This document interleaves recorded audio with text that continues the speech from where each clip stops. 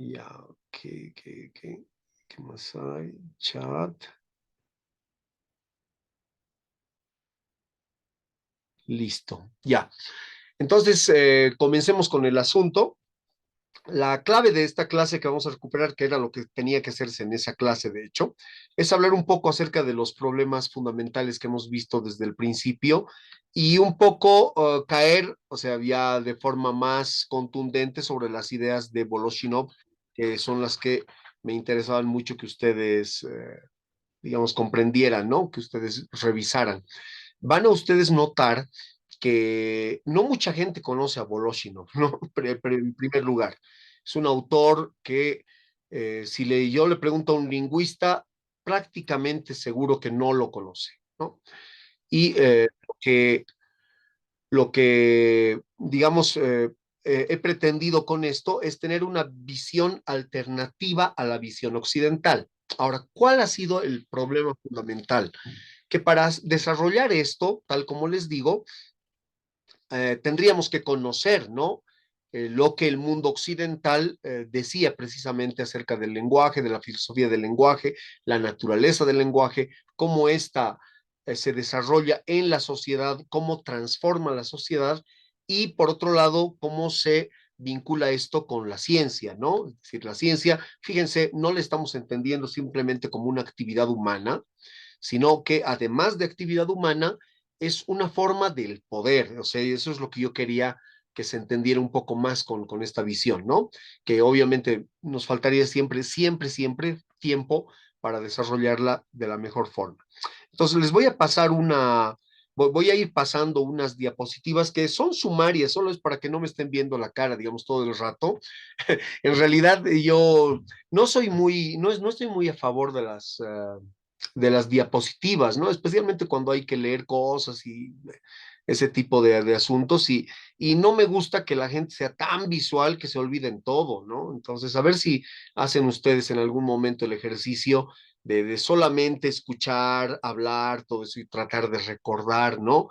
Esto de que estemos obligados siempre a ponerles dibujitos, mapitas mentales y demás, yo creo que son muy buenos para el estudio personal, pero para lo demás es acostumbrar, digamos, al público, al estudiante o quien sea, a utilizar lo menos posible el cerebro, ¿no?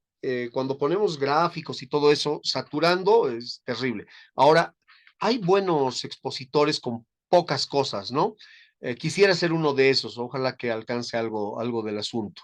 Así que les voy a compartir entonces esta pequeña presentación, ¿sí? A título de hacerlo sumariamente nada más. ¿Se ve?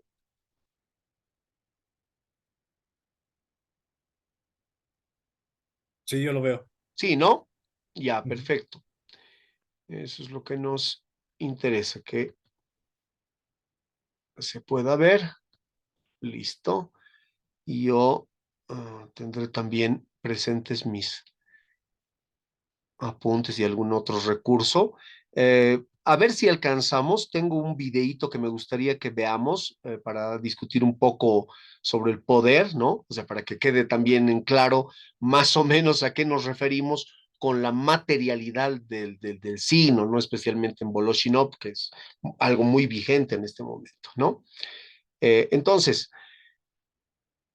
la primera cuestión tiene que ver con el concepto de lenguaje, es lo primero que hemos hecho, ¿no? Y hemos visto, fíjense esa lista de definiciones, ¿no? La chomskiana, podríamos decirle. Eh, ya, ahora sí. La chomskiana, podríamos decirle, que es una de las definiciones que más influye, digamos, ahora en la teoría lingüística y que tiene que ver a, tomar en cuenta el lenguaje como una competencia y capacidad innata, dice, ¿no? ¿Quién es Chomsky? Chomsky es un filósofo que se dedica a la filosofía del lenguaje, a la lingüística, básicamente, y que cree que la capacidad esta innata, el lenguaje como capacidad innata, permite a los seres humanos generar y comprender un número infinito de oraciones a partir de un número finito de reglas gramaticales, ¿no? Es lo que él llama lo que él llama la gramática universal. Ustedes han debido escuchar sobre esto. Creo que en filosofía del lenguaje y cosas por el estilo toman muy en cuenta a Chomsky, ¿no? Y es uno de los baluartes vivos, digamos, más importantes de la lingüística contemporánea, ¿no? No solamente en el campo de la filosofía y de la lingüística, sino también en el de la psicología, porque es la teoría que él presenta nos está diciendo que todos básicamente nacemos con una capacidad innata para aprender cualquier lengua, ¿sí? Y que esa capacidad está en el ser humano, en todos los seres humanos, tal como está la capacidad del andar, digamos, ¿no? De la caminata. Si ustedes ponen a un bebé, no sé si se han fijado que cuando ponen a un bebé o sea, le agarran de debajo de las axilas y lo cuelgan, el bebé inmediatamente mueve los pies, ¿no? Cuando siente alguna superficie empieza a mover los pies. Le llaman el reflejo de la marcha.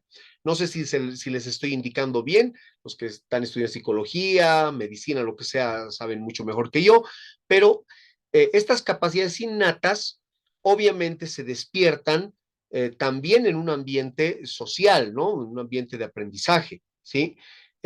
Humanos criados por algunos animales no desarrollan la posición erguida si es que no la han desarrollado, no han desarrollado los movimientos básicos cuando son niños, ¿no? Entonces, del mismo modo, pero en términos de lenguaje, Chomsky cree que hay una gramática universal, una capacidad innata, pero que se despierta, obviamente, en el ambiente que circunda al sujeto, ¿no? Entonces, es una teoría del lenguaje innatista, ¿no? Él considera que todos los idiomas, y claro, esto está demostrado empíricamente, poseen una base más o menos común, ¿no? Una gramática básica. Y lo que hemos leído de Harris apoya un poco este asunto, ¿no? Ustedes han visto el pidgin del que habíamos hablado en la última clase, tiene que ver con esto, ¿no? Con esta gramática universal. La otra definición, que es bastante poderosa, es una definición comunicativa, es una definición que no le podríamos llamar exactamente científica, sino que es una definición bastante útil, por eso es que cuando pongo aquí yo la definición comunicativa, ¿no? Y la definición funcionalista tiene bastante que ver una con la otra, ¿no? Solo que las separamos por una cuestión de tendencias, o sea, hay grupos que a los que no les interesa ni el funcionalismo ni nada, pero que tienen una definición comunicativa del lenguaje, porque el lenguaje básicamente es visto como una herramienta, ¿no? Si el lenguaje es una herramienta, este lenguaje sirve como un sistema de comunicación que permite a las personas expresar sus pensamientos, sus ideas, ¿no? Compartir información con otros, etcétera, etcétera. Esta definición comunicativa básicamente eh, tiene que ver con autores como Del Hines, Michael Halliday, ¿no? Y la funcionalista también, ¿no? En el caso de la funcionalista, se refiere más al lenguaje, simplemente es un enfoque diferente, en contextos sociales y culturales, ¿no? Los funcionalistas creen que el lenguaje es una herramienta que sirve para lograr objetivos en contextos sociales. Fíjense lo parecido que es a la definición comunicativa, ¿no? Es decir, que el lenguaje se adapta a las necesidades de las personas en diferentes situaciones. ¿Cuáles son esas necesidades? Básicamente son necesidades comunicativas, ¿no? La cuarta que tenemos ahí en el listado es la definición estructuralista, que ha sido muy importante. Fíjense que el estructuralismo no solamente está en la lingüística, el estructuralismo va a pasar a muchas ramas de las ciencias sociales, ¿sí? Porque o sea, se ven en el estructuralismo los sistemas, ¿no? El acople de sistemas. En este caso, el lenguaje como un sistema de unidades, ¿no? Los estructuralistas lo que hacen es ver que estas unidades son independientes, es decir, los fonemas, los morfemas, los sintagmas, etcétera, y se estructuran de forma jerárquica, ¿no? De ahí la idea del estructuralismo. Entonces, ¿qué es lo que debería hacerse? La idea del estructuralismo es el análisis de las relaciones y reglas, ¿sí? Dentro del sistema lingüístico de estas unidades de las que hablamos, ¿no? Obviamente, La definición estructuralista está dada por la corriente llamada la lingüística estructuralista, ¿no? Y sus principales exponentes vienen desde el siglo XIX, ¿no? Pero los principales, digamos, entre comillas, los más destacados, las obras más leídas, son las de Ferdinand de Saussure y de Roman Jakobson, del que les hablaba, que curiosamente parece que Jacobson conocía la obra de Voloshinov, ¿no? Entonces eso también en algún momento sería lindo de discutir, pero es una cuestión que para nosotros queda un poquito al margen de nuestros intereses, pero para un lingüista, para un filósofo de lenguaje, de la lengua, es importante, ¿no? Ustedes saben que Saussure es conocido, ¿no? Por su enfoque de la lengua como sistema de signos, ¿no? Y en el caso de Jacobson, con el análisis estructural del lenguaje. La definición cognitiva, la quinta que aparece ahí en el listado, eh, habla del lenguaje y los procesos mentales, es decir, los enfoques cognitivos consideran al lenguaje como un reflejo de los procesos mentales y cognitivos, ¿sí? Se centran en cómo las personas procesan, cómo las personas almacenan y cómo recuperan la información lingüística y cómo el lenguaje influye en la forma en la que pensamos, ¿no? Esto es importante porque les hablaba hace un momento acerca de ese aspecto psicológico importantísimo en el lenguaje, ¿no? Lo que sabemos nosotros, y aquí tenemos compañeros psicólogos, como hemos charlado esto en clases, sabemos que la psicología tiene que ver con el lenguaje. El problema es qué papel tiene en la construcción, digamos, del sentido para los seres humanos, ¿no? Porque esta participación de la psicología se la conoce desde el siglo XIX, pero lo que hemos nosotros leído de Voloshinov es una crítica dura, ¿sí? A la psicología, o sea, digamos, a la idea psicologista del lenguaje, ¿no? Es decir, el lenguaje para el digamos, para un materialista, no se crea como proceso mental, o sea, no se agota. El proceso mental sería básicamente un reflejo, ¿sí? O refracción, le podríamos decir, como se quiera decir, de la realidad en la conciencia del sujeto, ¿no? Pero procede todo el sentido del exterior, ¿no? No es algo netamente interno ni está creado de manera interna. Le llaman los que enfocan de esta manera lingüística cognitiva, ¿no? Hay un señor que apellida Lakoff y otro Langacker, que son lingüistas que han desarrollado enfoques, ¿no? Que destacan la relación entre el lenguaje y estos procesos cognitivos. Después está la definición, dice, discursiva, ¿no? Esta definición se enfoca en el lenguaje como parte de un discurso más amplio. Es decir, considera cómo las estructuras lingüísticas y las elecciones de palabras contribuyen a la organización y a la interpretación del discurso, ¿no? Esto se utiliza mucho en lo que llamamos ahora la corriente análisis del discurso o la corriente pragmática, ¿no? En relación al discurso. Y están autores famosísimos como Theun van Dijk, ¿no? Deborah Tannen, ¿sí?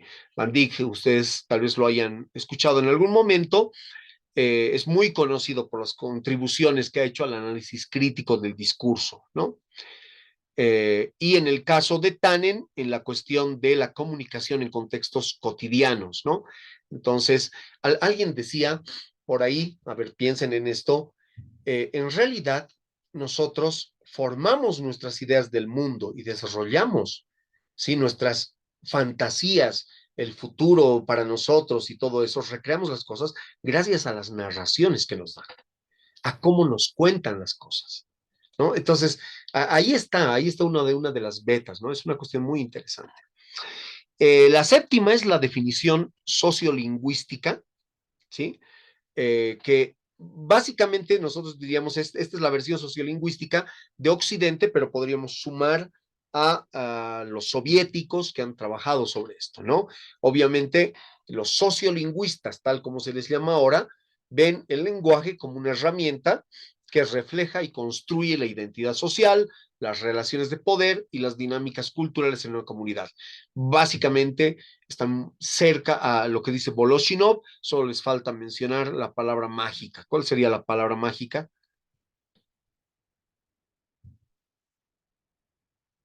¿Cuál es la palabra mágica? No es por favor, ¿no? ¿Cuál será, señores? La palabra mágica para que sea Voloshinov quien dice eso.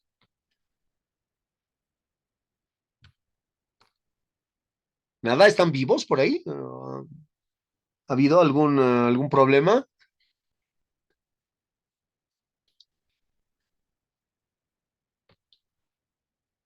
La palabra mágica sería ideología, ¿no? Ideología. Si hablamos en esos términos, ¿sí? De la ideología, entonces, bueno. Sí, bueno, lo han anotado, ¿no? Está muy bien. Lo han anotado por ahí. Perfecto. Eh, Está después la definición que hemos puesto aquí como evolutiva, ¿sí? La definición evolutiva, pero esta definición evolutiva básicamente está muy casada a la primera definición, ¿no? A la definición de Chomsky. Y nos habla del desarrollo histórico del lenguaje hasta cierto punto, ¿no? Es, es producto de algunos investigadores que se centraron durante principalmente el siglo XX en la evolución del lenguaje humano, ¿no? Es decir, cómo el lenguaje humano ha ido cambiando a lo largo de la historia y cómo las capacidades lingüísticas se desarrollaron en la especie humana. Esta definición evolutiva del lenguaje está básicamente defendida por Steven Pinker, que es muy conocido, ¿no? Y Noam Chomsky también, ¿sí? Pinker ha hecho un trabajo, una obra muy famosa que se llama El instinto del lenguaje, ¿no? Es interesante de revisar. El instinto del lenguaje. Es bonito. Nosotros hemos visto claro, desde la visión materialista, con Marvin Harris también, ¿no? Una idea de cómo probablemente ha podido surgir el lenguaje y lo divertido de Harris es que nos muestra un trabajo científico, ¿no? Es decir, o varios trabajos científicos que buscaban hacer eso precisamente, descubrir cómo los seres humanos han ido articulando el lenguaje cada vez más. Eh, Vámonos a el papel del lenguaje en la construcción del mundo, ¿sí? Del conocimiento científico, perdón, del conocimiento del mundo, de alguna forma sí, ¿no? Pero del conocimiento científico, ¿sí? Hemos nosotros puesto aquí unos elementos, básicamente porque cuando pensamos en la construcción del conocimiento científico, sería mentir decir directamente que todo contribuye al conocimiento científico, no, no, no es todo, ¿no? A un científico no le interesa escuchar todo, ¿no? Le va a interesar aquello que él considere que contribuye con su trabajo, ¿no? Y hay una cosa aquí interesante, que no la hemos discutido directamente, pero sí indirectamente, ¿no? Y es que el conocimiento científico, les decía al principio, antes de hacer la grabación, creo, lo podemos enfocar desde un punto de vista del poder, ¿no? Es decir, el conocimiento científico es poder, básicamente, ¿sí? Pero el conocimiento científico como poder tiene que tener herramientas que lo manejen, ¿no? Y de hecho, esa vinculación con el poder se da a través de otro tipo de lazos que tiende la comunidad científica hacia la comunidad, hacia la sociedad directamente, los canales que tiene, ¿no? En este momento puede ser el momento de la historia en que más canales tenemos abiertos de comunicación entre la sociedad y la comunidad científica, ¿no? Ahí están la idea, por ejemplo, lo que les ponía al principio, decía la comunidad de ideas, o perdón, la comunicación de ideas, ¿no? O sea, el papel del lenguaje en el conocimiento científico primero se da con esta gran utilidad, ¿no? Se pueden comunicar las ideas, ¿sí? Y lo que uno se debería preguntar es, en estos términos, en la comunicación de ideas, por ejemplo, eh, ¿cómo, o sea, podemos entender el lenguaje en la comunicación de ideas si la lengua o el lenguaje es construido socialmente, ¿no? necesitarán los científicos un lenguaje especial o lenguajes cada vez más estrictos para comunicar mejor, para comunicarse mejor entre sí, para evitar esos problemas que veíamos en el primer cuestionario, ¿se acuerdan? La ambigüedad, ese tipo de cosas, ¿no? Que pueden surgir en la comunicación de las ideas. Entonces, precisamente, el gran debate de principios del siglo XX tiene que ver con un lenguaje de la ciencia. Fíjense en la filosofía analítica, ¿no? De la que hablaremos también, eh, o sea, en este resumen. Bueno, entonces, los científicos, como sabemos, utilizan el lenguaje para expresar ideas y conceptos, ¿no? Van a traducir sus observaciones y pensamientos en palabras y símbolos que otros puedan comprender y evaluar. Es decir, que a través del lenguaje pueden describir fenómenos naturales, pueden plantear preguntas de investigación y pueden formular teorías, ¿no? Entonces, la comunicación de ideas es importantísima. ¿Qué más hace el lenguaje? Es decir, ¿qué más, en qué contribuye, digamos, a la construcción o qué relación tiene con la construcción de la ciencia? Con la formulación de hipótesis y teorías, ¿no? El lenguaje permite a los científicos crear hipótesis, que son explicaciones provisionales basadas en evidencia previa. Las teorías científicas, que son explicaciones amplias, se construyen y comunican a través del lenguaje, ¿no? Y el lenguaje lo que permite es articular las relaciones y conexiones entre las observaciones y los fenómenos. Es decir, que eh, solamente es posible trasladar una idea, por ejemplo, una ecuación o algo, si es que el lenguaje de una ciencia respecto de la otra digamos, es compatible, ¿no? No vamos a decir que sea el mismo, pero tiene que ser compatible, ¿no? En el caso de la física, por ejemplo, el lenguaje básico de la física es la matemática, ¿no? Y lo que decían gente como Rudolf Carnap, es que en el caso de la filosofía, el lenguaje debiera ser la lógica, ¿no? ¿Están ustedes de acuerdo? Debería ser la lógica. A ver, Yo piénsenlo, pienso ¿no? que sí. Podría ser, ¿no? Y que yo sepa, bueno, tú, Henry, estudias derecho.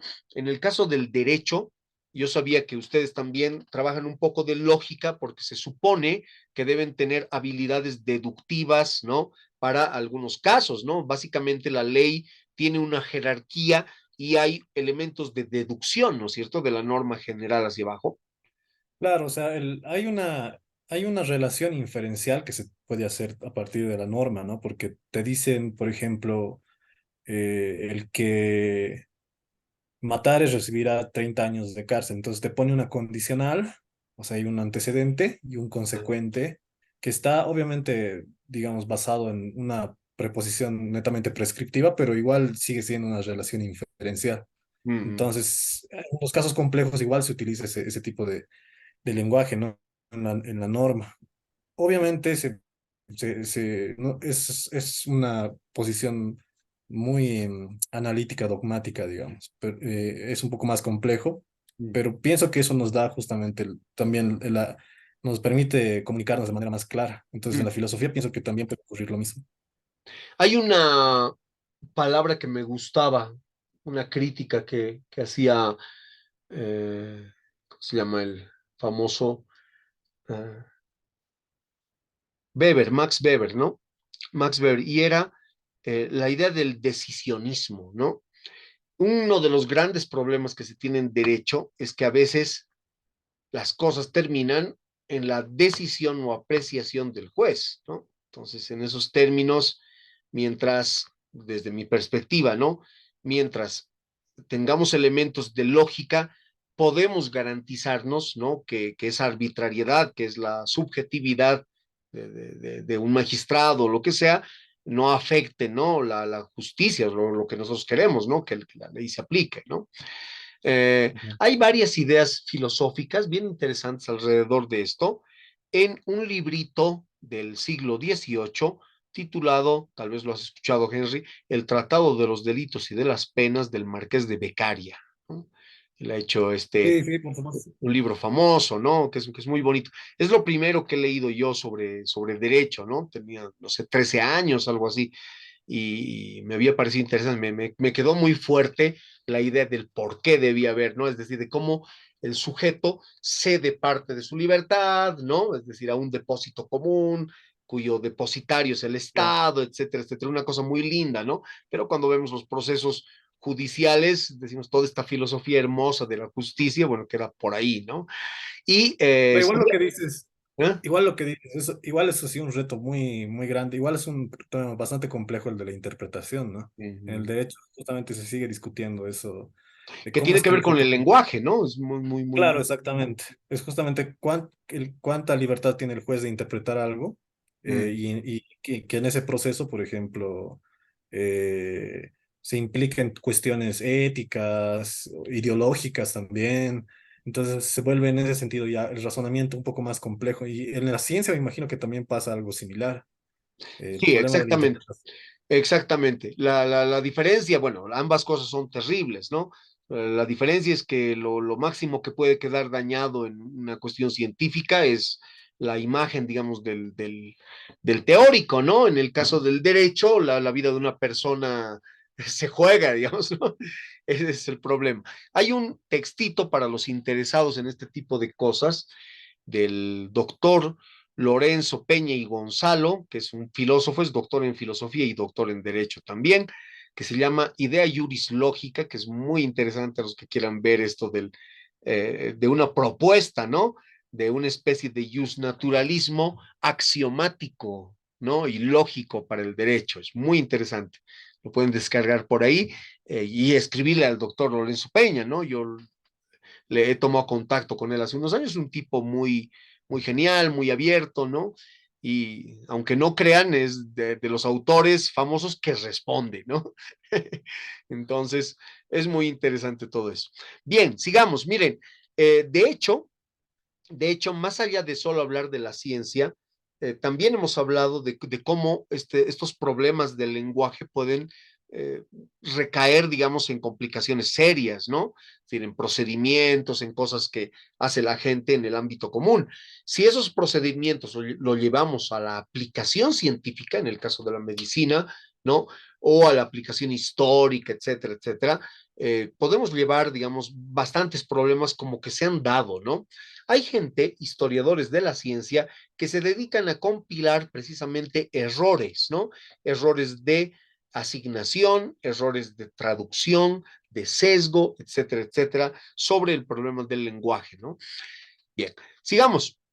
Entonces nos sirve para formular hipótesis y todo eso, para la documentación de experimentos y resultados, que es básicamente de lo que estamos hablando, de comunicación en la comunidad científica, es decir, al interior también, y por eso es que en esa parte que dice educación y divulgación le pongo niveles, ¿no? Porque básicamente hay niveles de divulgación, es decir, no es lo mismo, digamos, que tengamos un nivel popular, ¿no? Es decir, hay gente que cree que está conociendo la ciencia porque lee muy interesante, digamos, ¿no? Que era una revista que cuando yo era niño era muy, muy famosa, muy linda, te acercaba al conocimiento científico, ¿no? Con dibujitos, o sea, había más dibujo que palabras, unos quiz por ahí, ¿no? Test de diferente tipo, jueguitos, digamos, de ingenio. Eso, por ejemplo, es un nivel popular, ¿no? El mismo YouTube, yo no lo calificaría, o sea, algunos dicen está en el nivel popular, pero el YouTube, digamos que tiene varios niveles, ¿no? Dentro de sí, depende de quién busca, ¿no? De cuál es la profundidad del conocimiento que tienes. Ustedes pueden encontrar, por ejemplo, en YouTube, un nivel de divulgación científica que incluso puede rayar a la pseudociencia, hecho por gente que necesita siempre más seguidores y demás, pero también pueden encontrar sitios oficiales del Instituto de Física Teórica de España, pueden encontrar clases de la Universidad de Stanford, ¿no? Con comunicación en los ámbitos de la neurociencia y cosas por el estilo que son increíbles, muy actuales, y esas cosas están al alcance simplemente de un clic para quien sepa qué cosas preguntar, ¿no? Entonces, eso hay que tomarlo con pinzas porque ha habido un prejuicio bastante grande sobre los recursos audiovisuales los últimos años, especialmente por algunos centros académicos, ¿no? Pero son de interés, les diré. Entonces, la comunicación en la comunidad científica va a tener niveles, ¿no? Y en el caso de la propia comunidad científica, creo que lo más especializado tiene que ver con artículos científicos que salen en revistas especializadas, ¿no? Eso es una buena parte de la forma en la que se divulgan las nuevas ideas y se lo hace a partir de portales que se han ido creando para el caso, ¿no? Uno de los más famosos es el ResearchGate, ¿no? Que ustedes han debido ver por ahí, que son comunidades de académicos, básicamente, ¿no? Es decir, que tú te inscribes al ResearchGate, dices en qué departamento, qué universidad y todo eso, y bueno, vas publicando cosas para que primero sea la comunidad científica la que revisa y muchas veces te hacen críticas que son muy valiosas para cuando tienes que sacar un documento después final, ¿no? Entonces, para documentos preliminares o para divulgación, simplemente son herramientas buenísimas, ¿no? Geniales. Eh, en el caso de los artículos científicos, sin embargo, son pequeños, ¿no? También las tesis son una fuente de investigaciones, o sea, una fuente de trabajos de investigación muy importantes, de comunicación de la comunidad científica, ¿no? La gente busca mucho las tesis, especialmente las tesis doctorales que obligatoriamente tienen que tener un nivel de originalidad muy alto, ¿no? Entonces, es importante ver también las tesis como parte del nivel, digamos, divulgativo dentro de la comunidad científica, ¿no?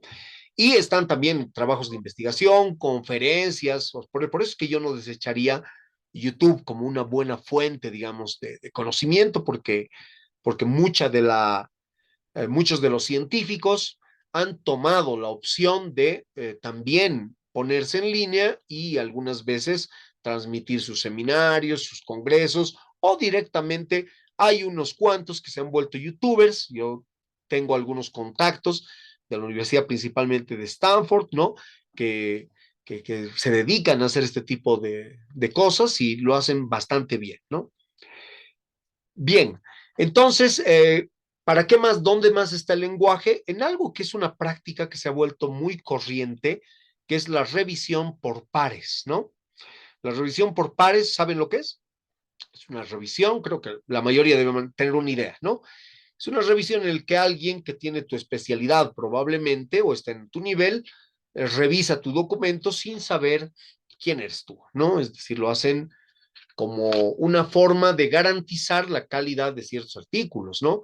Entonces tú mandas tu revista, o perdón, tu artículo bajo seudónimo, entonces te revisan los especialistas y si lo aprueban, recién obviamente se revela el nombre y el artículo va a salir con algunas probables correcciones que te hagan en un tiempo determinado, ¿no? Las revistas especializadas suelen hacer este tipo de trabajos y ahora en la UNSA también. El año pasado hice una publicación en la revista de Historia, ¿sí? Y claro, hicieron la revisión por pares, había que hacer toda la formalidad esta de enviar bajo seudónimo, etcétera, etcétera, ¿no? Con plazos, con tamaño, de número de letra, todas estas cosas que son los criterios, digamos, para la publicación. Y lo último, de lo que acabamos de hablar, la educación y divulgación, hemos hablado de la divulgación en la comunidad científica, pero también importan los otros niveles de divulgación. Y en esta parte están tal vez las preguntas más importantes de la relación entre el lenguaje, ¿sí? La sociedad y la ciencia, porque lo que decimos, lo que hemos visto, creo que todos los autores están de acuerdo, es que el papel de la sociedad en la construcción del lenguaje es bastante alto. La otra idea que creo que en el ámbito de especialidad están todos de acuerdo es que desde hace mucho tiempo la ciencia ha abandonado un esfuerzo de tener un lenguaje científico mismo, ¿no? Es decir, ya han habido muchas críticas y contracríticas, ¿sí? Desde la época de Popper hasta la época de Feyerabend, y al final los científicos que no siguen para nada las discusiones de nosotros, filósofos y unos cuantos científicos locos que quieren hacer filosofía, simplemente ellos tratan de tener un lenguaje claro, preciso hasta cierto punto y ya está, ¿no? Pero ya no está ese sueño del mundo analítico que era construir un lenguaje para la ciencia, no únicamente, y separar el lenguaje ordinario del lenguaje netamente científico. ¿Habrán personas que todavía piensan así? Probablemente sí, ¿no? Bastantes, pero no han tenido la influencia que se debiera. Entonces, habría que pensar lo siguiente. ¿Cómo puede hacer el mundo científico para comunicar, ¿sí? Para divulgar los conocimientos que requiere la sociedad? Porque fíjense que hay una demanda social de conocimiento científico, ¿sí? ¿A qué me refiero con eso?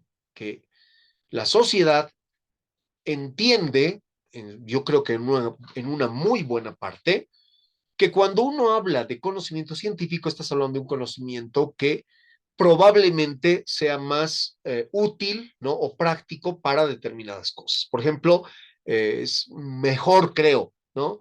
Que tú consultes a un médico, ¿no? Si es que tienes problemas de sueño, a que consultes a tu horóscopo, ¿no? Es decir, hay cosas, hay decisiones, ideas que la gente está tendiendo a tomar más desde el punto de vista científico. Aunque no sé, hay muchas personas que juegan en ambos mundos, ¿no? O sea, creen en piedras, magnetismo y todo, o sea, todo lo que choca con la ciencia y después buscan cosas científicas. A ver, esa locura mental, ¿cómo se la puede entender? Si alguien participa de esto y lo ha logrado aclarar en su cabeza, avíseme y yo le voy a hacer una entrevista porque hasta ahora no le entiendo, ¿no? Es decir, alguien está con su celular que lleva tecnología, ¿no? De precisión, lógica y todo eso, ¿no? Y lo hace para comprar piedras magnéticas, cosas para la salud que no están para nada probadas, ¿no? Decir, se echa sal en la espalda para la buena suerte, o sea, cosas así, ¿no? Y cómo conviven, digamos, dos esquemas de pensamiento, ¿no? Eso es curioso, eso es algo que se da desde el siglo XX con la hiperespecialización de la gente, ¿no? Es decir, nos especializamos en una rama, ¿sí? Que es totalmente científica y ustedes saben que la ciencia ha tratado de abandonar la metafísica, pero tenemos creencias metafísicas, ¿no? Y ya está. Sí, y así nomás, ¿no?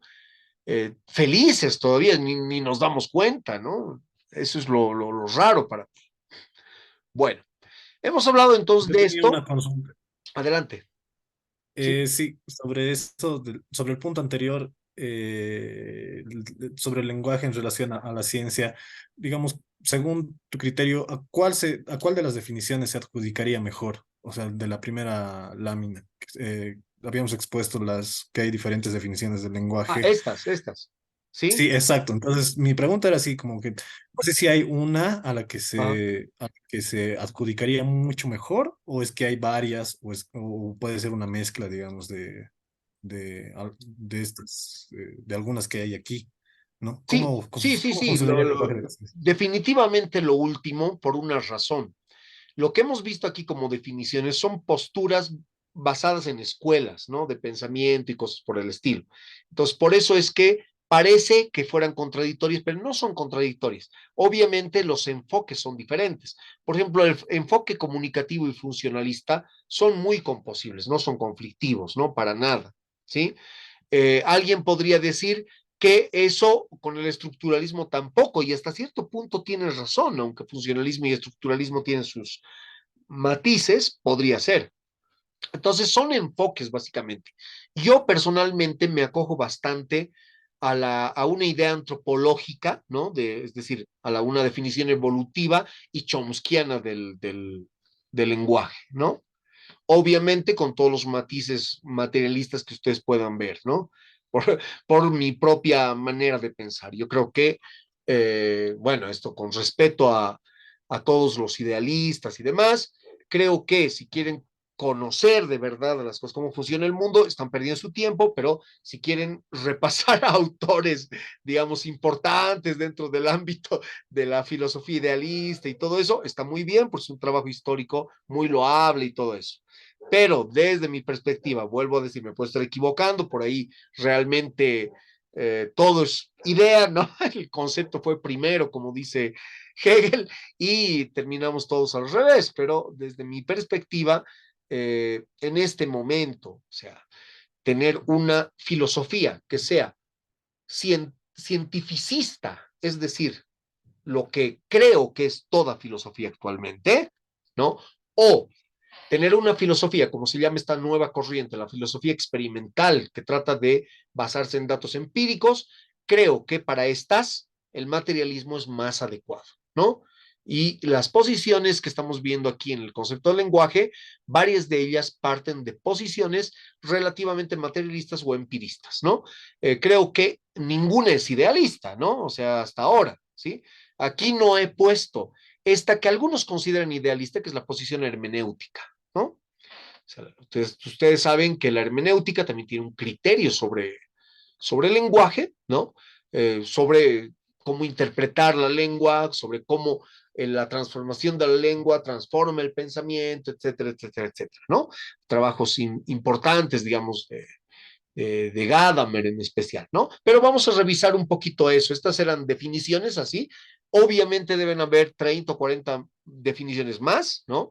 Aquí no he escrito las definiciones, sino que he mostrado el enfoque de la definición, ¿no? Es decir, es como decir, mi enfoque, por ejemplo, del ser humano en términos sociales es que el hombre es animal social, digamos, ¿no? O animal político. Eso sería en un ámbito, ¿no? Pero eso no significa que el hombre no sea otra cosa, ¿no? O sea, puede ser otras cosas más, es un enfoque. Lo mismo hemos hecho en este caso.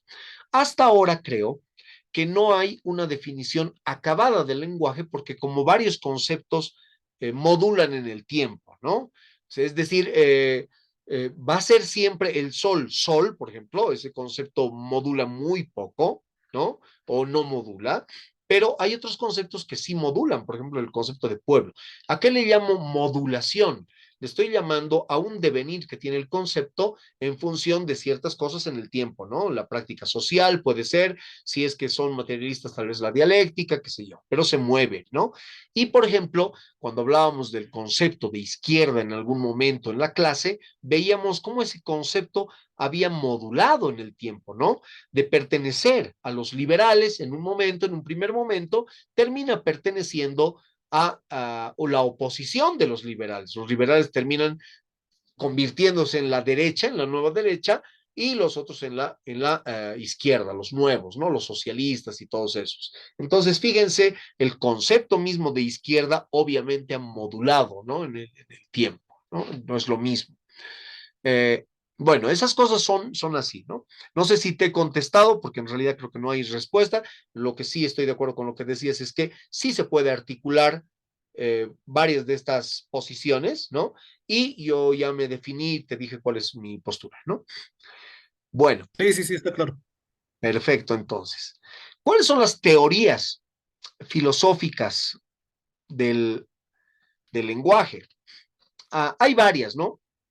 Nosotros hemos dado una repasada, yo les hablé así grosso modo, podríamos decir, de el trabajo, digamos, de Charles Sanders Peirce, ¿no? Eh, que trabaja sobre todo, ¿no? Desarrolla una teoría semiótica que explora cómo los signos funcionan en la comunicación y el conocimiento y ha introducido conceptos interesantes como índice, ícono, ¿no? Símbolo, para analizar la relación entre signos y referentes, ¿no?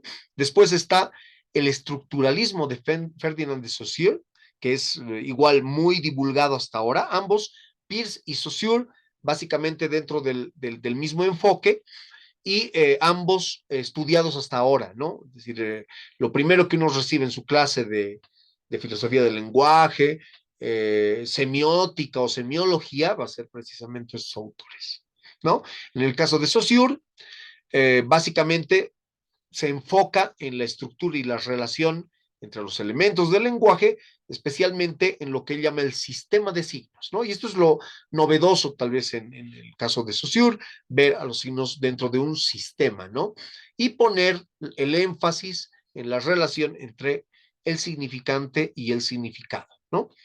Después, así de influyente va a ser la filosofía del lenguaje de Ludwig Wittgenstein, que está muy basada en el trabajo de Bertrand Russell, ¿no? Es decir, en la idea de Russell de buscar este lenguaje de la ciencia, ¿no? Lo mismo que Rudolf Carnap, ¿no?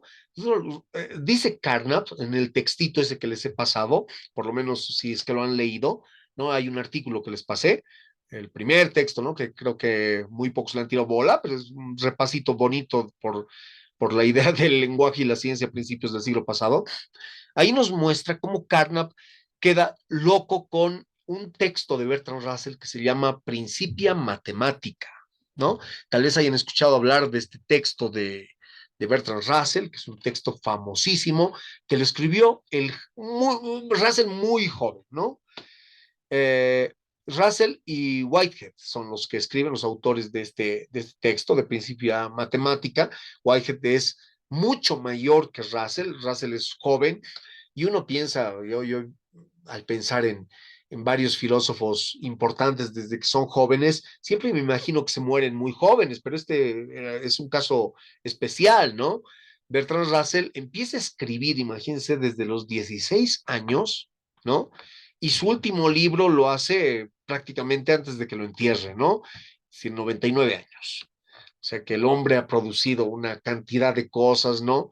Y además de haber revolucionado la matemática, haber revolucionado la filosofía y haber sido premio Nobel de literatura. O sea que es un hombre enorme, ¿no? Bertrand Russell lee los trabajos de Wittgenstein, ¿no? Y le anima a estudiar filosofía, a dedicarse a esto enteramente. Y Wittgenstein saca el único libro que publicó en su vida, que se llama el Tractatus Logico Philosophicus, que es su primera obra, y donde explora la relación entre el lenguaje, realidad y lógica, diciendo que el lenguaje tiene una estructura que refleja la estructura del mundo. Básicamente es una filosofía del lenguaje muy ligada a la representación del yo y de la realidad del hablante, ¿no? Del propio sujeto. Pero esta filosofía del lenguaje es una filosofía del lenguaje que está dedicada a el lenguaje que él considera el lenguaje consentido, el lenguaje científico o filosófico, ¿no? Mientras que lo que llaman todos el segundo Wittgenstein, que es un que se basa en una obra, ¿sí? Que se llama Investigaciones Filosóficas, que no ha sido publicada cuando él estaba vivo, ¿no?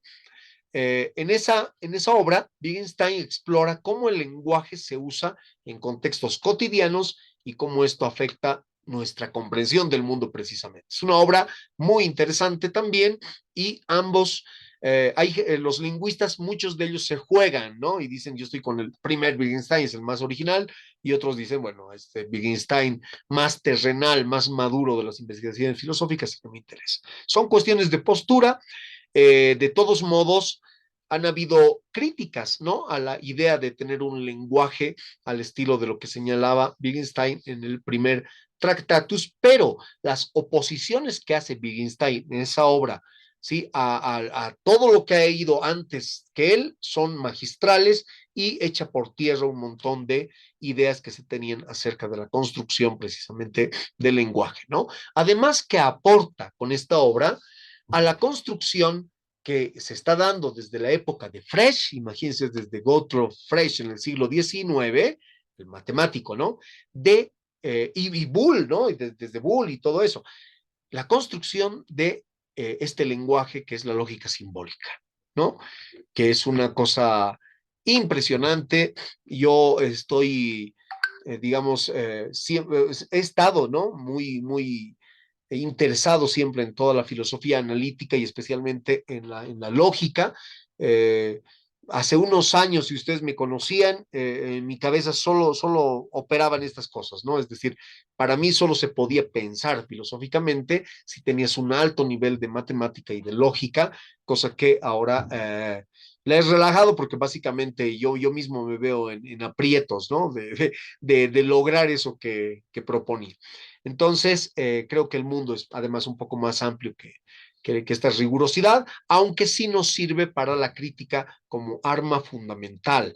En el pensum ustedes han debido ver que se ofrece que el estudiante de filosofía va a ser crítico y no sé qué cosas, ¿no? Pero nadie te dice qué es ser crítico, ¿no? ¿En qué consiste la crítica? ¿Cuál es la herramienta crítica, ¿no? Es decir, pueden haber varias. ¿Cómo analizas? ¿Desde qué enfoque? ¿Qué escuela estás utilizando? El estudiante de filosofía sale y no tiene idea, ¿no? Cómo va a ser la crítica, en qué consiste y todo eso.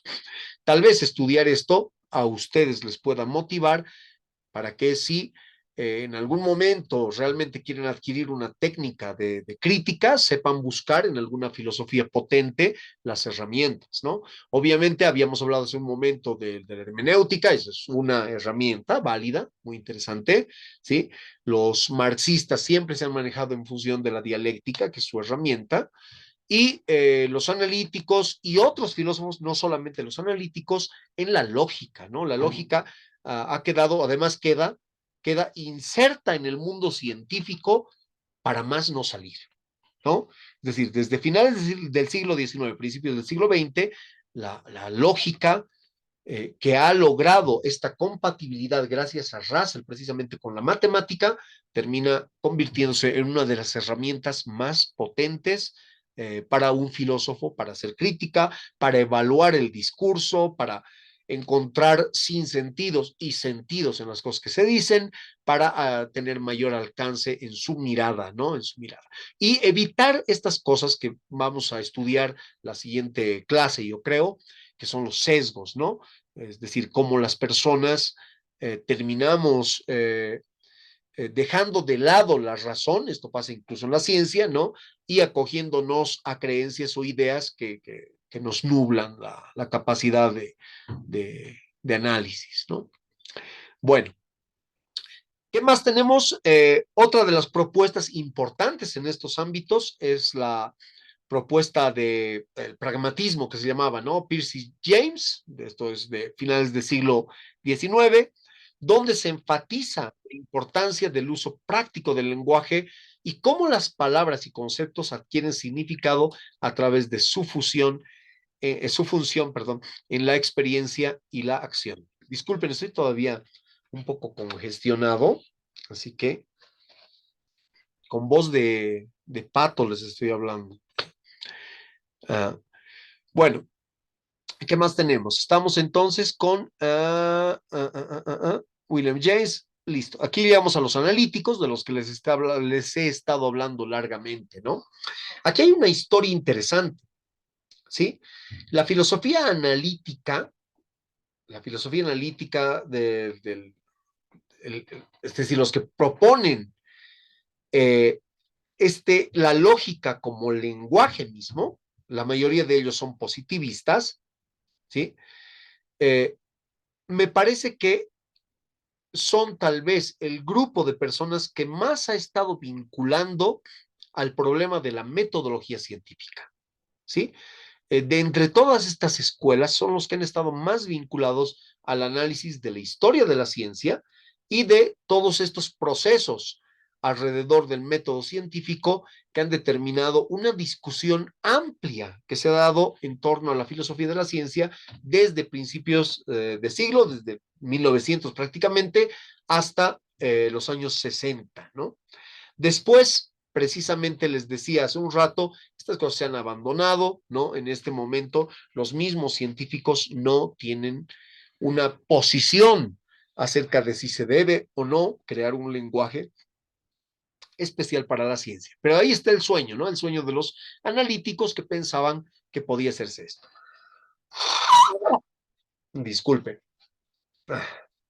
Bueno, ¿qué tenemos después? De lo que hablamos, la hermenéutica, uno de los principales gestores de la hermenéutica, o sea, fuera de los antiguos como Dilthey, es Hans-Georg Gadamer, ¿no?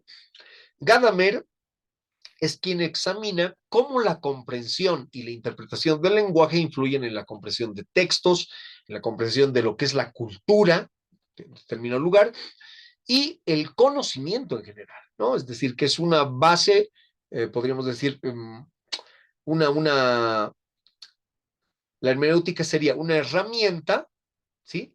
Para explorar, ¿no? Para una indagación filosófica, especialmente centrándose en el lenguaje, ¿no? Como elemento fundamental en lo que hay que concentrarse.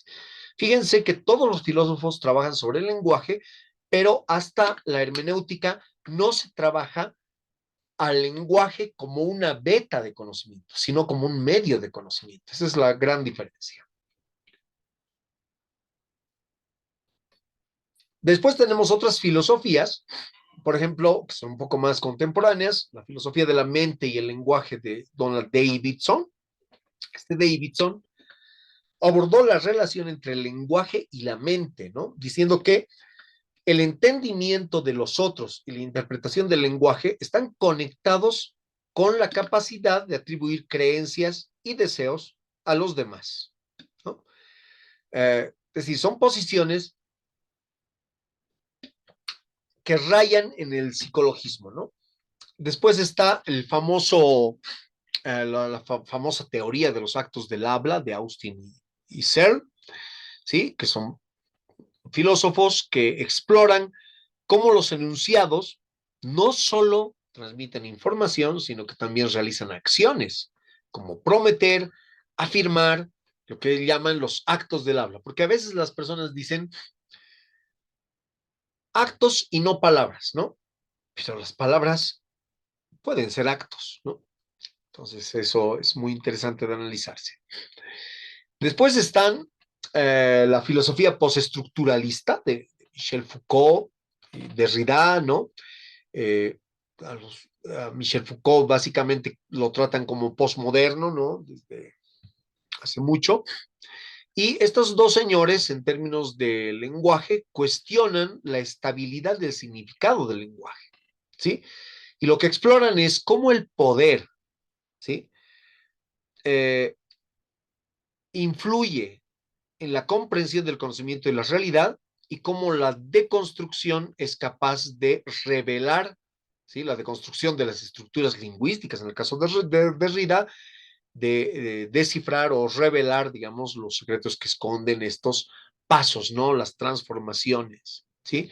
Es muy interesante cómo entiende, por ejemplo, Michel Foucault la idea del lenguaje cuando toma un trozo de la realidad, digamos, en términos de historia, y considera que hay una articulación de los diferentes campos, tanto del campo científico como del lenguaje ordinario y demás, de las cosas que se hacen en un momento, porque todas estas cosas están animadas, él dice, por una episteme, ¿no? Es decir, por algo que es como el espíritu de la época, ¿no? Pero que permite que las personas entiendan o se tengan ideas del significado que son similares entre sí y que son muy distintas de personas de otras épocas o que pertenecen, podríamos decirlo en esos términos, a otras epistemes, ¿no? Y finalmente lo añadí yo a este señor, a Voloshinov, ¿no? Que básicamente es la filosofía del lenguaje marxista de Valentín Voloshinov, que a mí me parece que se adelantó a muchos de los grandes pensadores del siglo XX y que actualmente tiene ideas que no parecen haber sufrido tanto cambio en el tiempo, ¿no? Es decir, estarían bastante vigentes. Precisamente hemos llegado a un punto nodal, a mí me interesa por lo menos esto, ¿no? Y es de ver un poquito a Voloshinov, ¿sí? Este señor es Voloshinov. Encontré esta foto por ahí.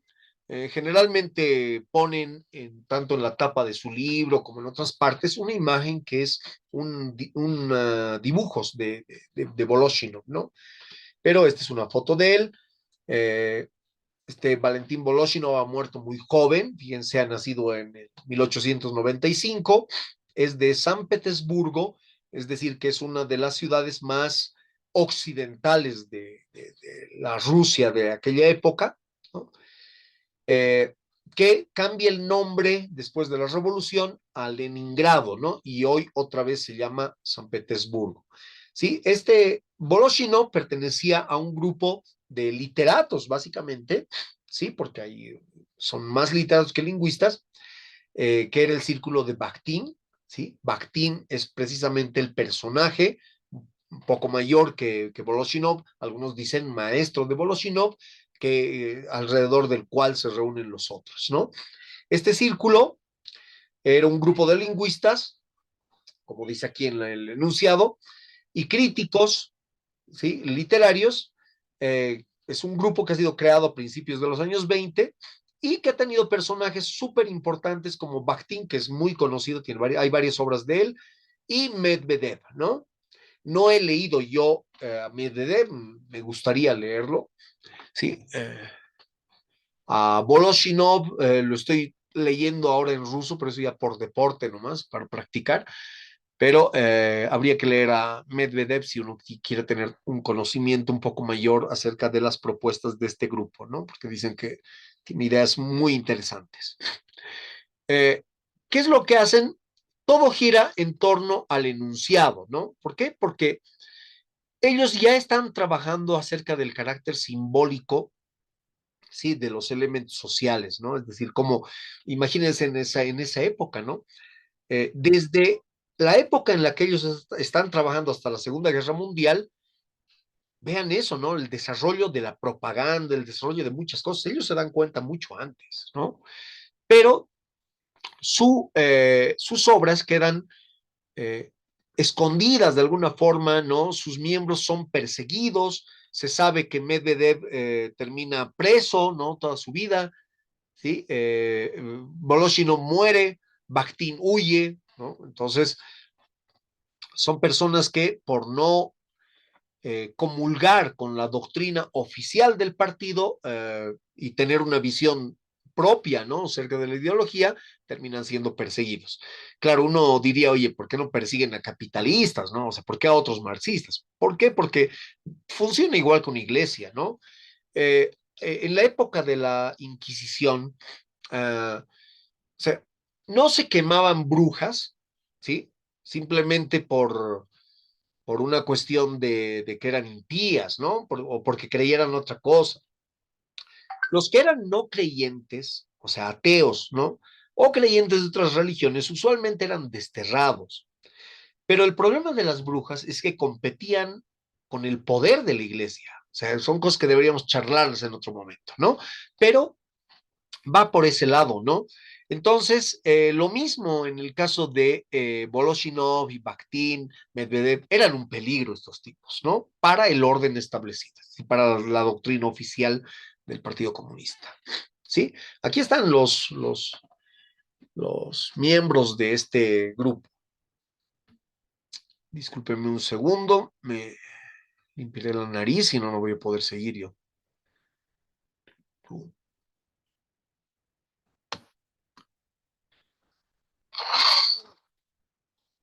Bueno, sigamos.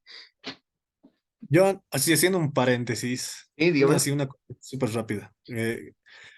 ¿Dónde estarían, digamos, los filósofos como Maturana o como Rorty, Mm, que analizaban justamente las cuestiones relativas al lenguaje, mm, pero, o sea, desde la misma ontología, ¿no? Así como hacían un análisis de la ontología y de la realidad, ajá, pero siempre pensaban ellos, creo que especialmente Maturana, porque tiene un textito que se llama, su título es igual bien controversial, ¿no? Se llama La objetividad, un argumento para obligar. ya. Entonces es como, Son él básicamente era, críticos, ¿no? No he leído a claro, Maturana, he leído a Rorty un poco más, ¿sí? Y la propuesta de Rorty es básicamente una propuesta liberal, ¿no? Es una propuesta liberal, es una propuesta muy funcional, digamos, del lenguaje, me parece, ¿no? Pero tal vez no he leído lo suficiente sobre él. No podría darte un criterio sobre Maturana, ¿no? Lastimosamente. Me gustaría más bien leer el texto que dices, que es interesante, ¿no? Porque el tema de la objetividad es un tema central aquí, ¿no? La siguiente unidad que vamos a tocar va a hablar sobre la objetividad. Podemos añadirlo, ¿no? Maturana, podemos ver qué cosa interesante es, puedo leerlo y así aprovecho de ir sumando otro más, un autor más al, digamos, sí, sí, les mando, yo tengo el texto en PDF, Ah, lo mando. excelente. Mándalo, mándalo. Lo veremos y podemos hacer una crítica interesante al asunto este. Bueno, claro, para tratar además de ubicarlos, ¿no? Tú dices en el espectro de las teorías lingüísticas, ¿no? Claro, exacto, exacto. Es justamente. Bien. Rochelle creo que está entrando y saliendo. Acabo de admitir a alguien, pero no sé, no sé qué era, si Yo, lo, yo, yo, lo, yo, yo le violento. admití, era Ah, bueno. Rochelle, decía ahí, pero a ver, perdón. Bien, estamos con el círculo de Bakhtin, ¿sí? Que se opone al formalismo, ¿sí? Al formalismo eh, que era, digamos, dominante de alguna forma en esta época, ¿no? En el mundo soviético, ¿sí? En el mundo ruso.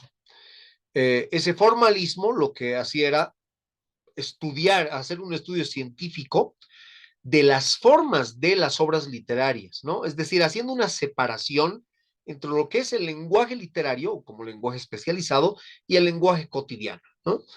Eh, Dice aquí, incluso llegando a rechazar elementos extraverbales como la biografía del autor o su contexto para el análisis, ¿no?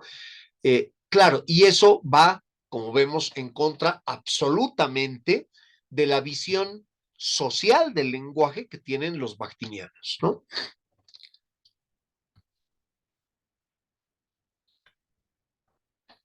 Bien, aquí están Voloshinov y Bakhtin, digamos, podríamos decir el discípulo y el maestro, ¿sí?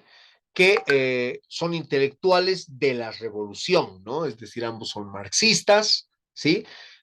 Que prosperarían durante toda la época leniniana, pero después de muerto Lenin y asumiendo el régimen de Stalin, terminan siendo perseguidos, ¿sí? Perseguidos por el régimen debido a que no comulgaban, como les decía, con las ideas oficiales, ¿no? Uh, Aquí nos muestra que Medvedev se queda, ¿no? Lamentablemente es el que termina eh, sometido, creo que lo deportan a Siberia y termina su vida en los años 60 como preso, ¿no? Les he hecho una cita aquí de Voloshinov, que es una cita muy importante que está entre las páginas 25 y 26. Dice lo siguiente, me parece que condensa mucho la idea que nosotros queremos tomar aquí para el examen, para la clase, ¿no? Dice, cualquier producto ideológico es parte de una realidad natural o social, no solo como un cuerpo físico, un instrumento de producción o un producto de consumo, sino que además, a diferencia de los fenómenos enumerados, refleja y refracta otra realidad, la que está más allá de su materialidad. Todo producto ideológico posee una significación, representa, reproduce, sustituye algo que se encuentra fuera de él. Esto es, aparece como signo. Donde no hay signo, no hay ideología. Un cuerpo físico es, por así decirlo, igual a sí mismo. No significa nada coincidiendo por completo con su carácter natural único y dado. Aquí no cabe hablar de ideología, ¿no? Esta idea en general creo que nos acerca al pensamiento, al núcleo del pensamiento de Voloshinov. Sin embargo, he puesto yo 8 elementos que nos pueden ayudar a entender un poquito más todo esto que hemos revisado de Voloshinov. Miren, de hecho, yo estoy pensando proponerle que alguna vez Silvia, o con Silvia, hagamos un seminario Voloshinov, ¿no? Es decir, un semestre de un trabajo sobre este autor que es muy interesante. No solamente tiene esta obra, sí, hay otras obras en las que podemos ver el mismo enfoque, el mismo análisis, pero con otro tipo de riqueza literaria, ¿no? Entonces, eso podría ser interesante. Eh, por eso es que lo que vamos a hacer aquí simplemente es sumario. Yo entiendo que varios de ustedes están en primer año y es obvio que hacerlo esto a otro nivel sería trágico para todos, ¿no? Entonces lo que vamos a hacer es emplear las ideas principales de Voloshinov, o sea, estas ideas que básicamente las estoy desplegando aquí, porque lo que me va a interesar en las preguntas, como les digo, es la crítica, ¿no? Les hago una pregunta previa antes de mostrarles estos 8 puntos en los que he resumido a Voloshinov. Y es, Si es que entendemos que la ciencia es una forma que adquiere el poder en las sociedades contemporáneas, ¿sí? ¿Cómo deberíamos pensar la influencia del lenguaje si es que éste está vinculado con la ideología? Es decir, el lenguaje va a ser lo que es transversal a la sociedad, ¿sí? A los ámbitos de poder, como la misma ciencia, ¿sí? Al Estado y todo eso, ¿no?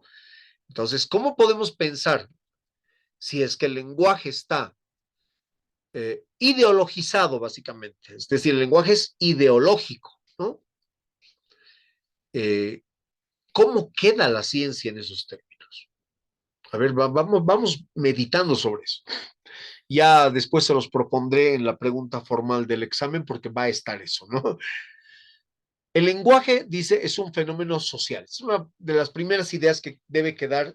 Le podríamos llamar a esto, les he puesto en algún momento ideas fuerza. ¿Saben lo que son ideas fuerza? En un texto o en un documento son ideas que son las que le imprimen el carácter a ese documento, es decir, que le hacen tener sentido, ¿no? En este caso, estas para mí son ideas fuerza, ¿no? La primera, que el lenguaje es un fenómeno social, ¿sí? Es decir, que no es individual, ¿sí? Y que es un producto de la interacción entre personas, ¿no? Entonces, el significado, dice, en el caso del lenguaje, se forma en el contexto de la actividad social, ¿sí? Entonces, no puede ser individual, porque además lo que hace Voloshinov es criticar el psicologismo precisamente. Muchos de los lingüistas han caracterizado al lenguaje como un fenómeno psíquico directamente, ¿no? Entonces, según Voloshinov, no es un fenómeno psíquico, sino es un fenómeno social. Ahora, alguien podría oponer algo a esto y decir, bueno, empieza como fenómeno social y luego se transforma en un fenómeno psíquico, ¿sí? Porque después elaboramos palabras y las transmitimos. Pero no es eso lo que está a lo que se opone en Voloshinov, ¿sí? Lo que él cree que hay es que hay una construcción material y esta construcción material después pasa a otro orden que no es básicamente inmaterial, porque están en el pensamiento, básicamente es el cerebro funcionando, ¿sí? Y cuando pensamos en términos de palabras. Así que eh, el ver al lenguaje como fenómeno social no significa negar que también es un fenómeno psíquico, sino afirmar que en primera instancia es social y luego en el ámbito individual obviamente puede ser algo psíquico, pero ya como un producto, ¿no? Es otra cosa. Después, la segunda, el lenguaje es ideológico, ¿sí?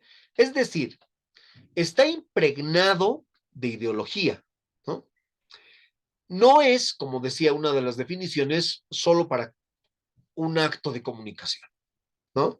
Sino está dado para la lucha, ¿sí? Para defender ideas, para expresar ideas, para combatir, ¿no? Para reducir al otro, ¿sí? Para vencer, para imponer, ¿no? Para todo eso. Después, el lenguaje es dialógico, ¿no? Sí, ¿no? O sea, nos sirve para comunicarnos, ¿sí? Pero también para criticar, ¿no?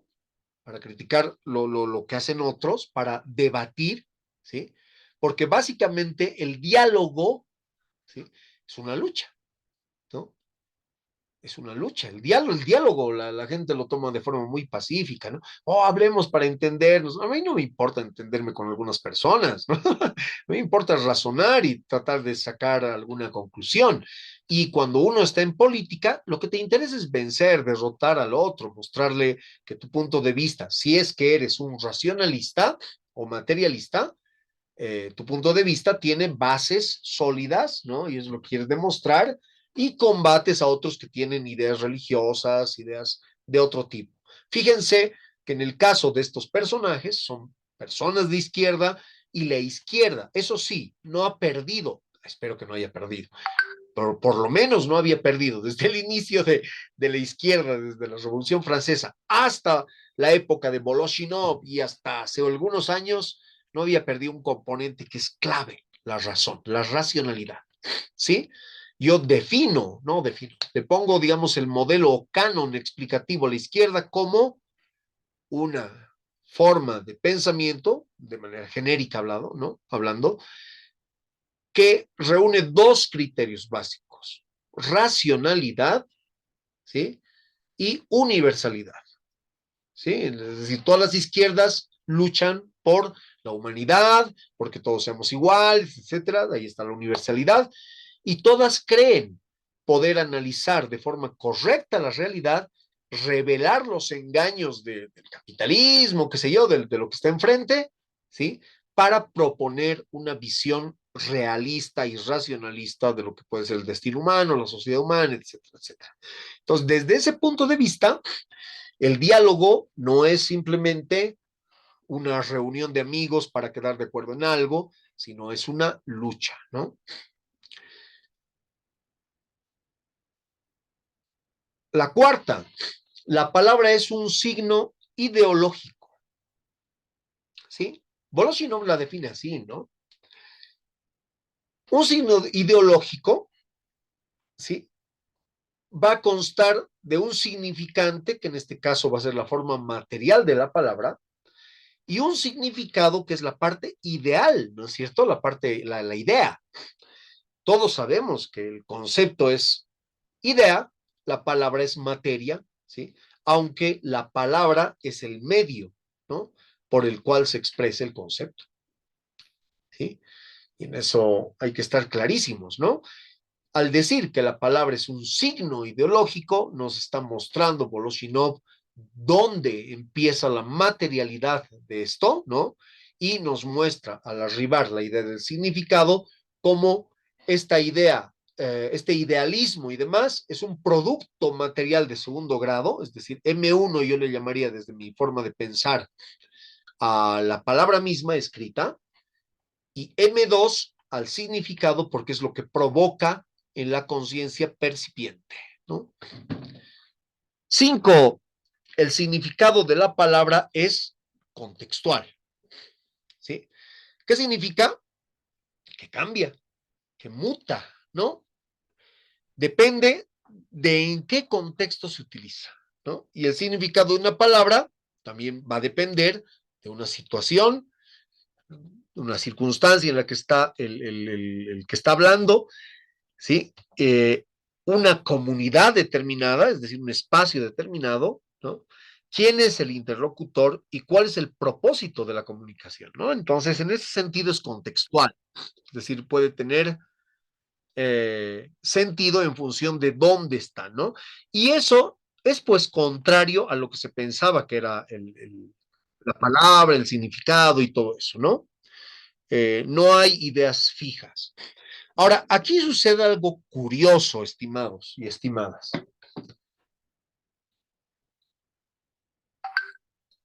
He visto la tendencia de pensar que los conceptos son inmóviles, ¿sí? No sé si estoy bien enfocado, no me veo a mí mismo. Ya, ahora sí, creo que sí. Lo que he visto en muchos trabajos de filosofía en especial, desde hace mucho tiempo, es que muchos de los autores toman a los conceptos como cosas inamovibles, es decir, para muchas personas los conceptos son unívocos, ¿sí? Es decir, que solo tienen un sentido, ¿no? Y se los analiza con metodologías hermenéuticas, con metodologías de otro tipo, como si fueran realmente inmutables, ¿no? Y ven como una rareza la mutación, ¿no? El cambio. De hecho, si atendemos nosotros a la idea de lo que es un concepto, nos podemos dar cuenta de que hay conceptos que sí son evidentemente unívocos, ¿no? Pero hay conceptos que son relacionales y cuando el grado es mayor en esa relacionalidad, es decir, al hablar de relaciones, hablo de relaciones matemáticas, ¿no? Es decir, hay varios sentidos que puede tener en el tiempo una palabra, o las palabras se articulan una con otra. Por ejemplo, si eres de izquierda, no eres de derecha, ¿no? Es decir, ¿por qué? Porque hay una relación posicional en esos términos, ¿no es cierto? A pesar de que estamos hablando de términos políticos, la cuestión espacial, izquierda-derecha, funcionan, ¿no es cierto? Es decir, si eres una cosa, pues no eres la otra, por descarte, ¿no? Si tú eres rico, obviamente no eres pobre, ¿no? Es decir, ahí hay otras palabras que son relacionales, ¿no es cierto? Una influye sobre la otra, ¿no? Y cuando las palabras o los conceptos, perdón, son funcionales, cuando operan dentro de una función, no sé si ustedes conocen las funciones matemáticas, una función matemática, básicamente y es el parámetro de la función, está la ecuación del otro lado con una x, tú a la x le cambias por 1, 2, 3, 4, ¿por qué? Porque estás representando un gráfico de la función, el gráfico de la función en un eje de coordenadas, ¿no? Entonces va cambiando la línea, la posición, en función de los parámetros que van cambiando. Las palabras también operan de ese modo. ¿Sí? Y si tú ves, por ejemplo, en la idea izquierda-derecha, tú dices, aquí hay una relación, ¿no? Pero ha habido una primera izquierda, una segunda izquierda, una tercera izquierda, una cuarta izquierda. Por lo tanto, aquí no solamente hay una relación, sino que hay una funcionalidad y yo puedo construir una función matemática a partir de ideas históricas como la de izquierda y derecha. Entonces, digamos que el asunto es más complejo de lo que uno piensa y en lo que sí estamos de acuerdo con Voloshinov es que depende, ¿no? Depende del contexto, depende del momento, siempre hay que trasladarse. Cuando te trasladas en la historia de los eventos, tienes que tener la capacidad de tener un traslado lingüístico también, ¿no? ¿Sabían ustedes, ¿no? Que en La Paz, a principios del siglo pasado, se utilizaban muchas palabras en inglés y en francés, ¿no?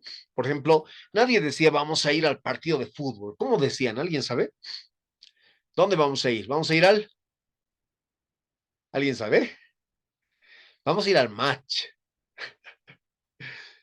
Ese era el asunto. Vamos a ir al match, decían las personas, ¿no?